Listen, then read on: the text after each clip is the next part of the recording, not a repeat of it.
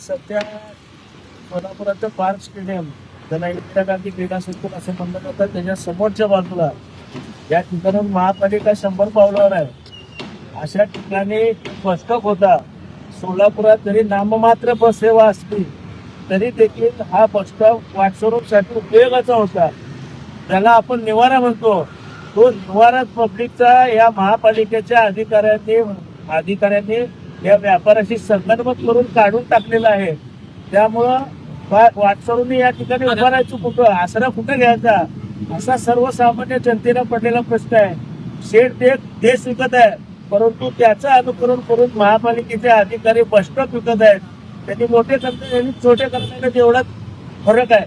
परंतु आम्ही आज या ठिकाणी या बस स्टॉपला श्रद्धांजली वाहिलेली आहे की एक होता बस स्टॉप आणि तो वाटसरूंची सेवा देत होता, त्याला यांनी काढून टाकलेला आहे, नामशेष केलेला आहे. त्यामुळे शिवसेना या ठिकाणी मनसेश सहित आम्ही या ठिकाणी श्रद्धांजली वाहिलेली आहे. आणि 1 महिन्याच्या आत जर अधिकाऱ्यांनी या ठिकाणी उभारणी नाही केली तर सध्या देशात शेण आणि गोमूत्राचा वापर भरपूर वाढलेला आहे.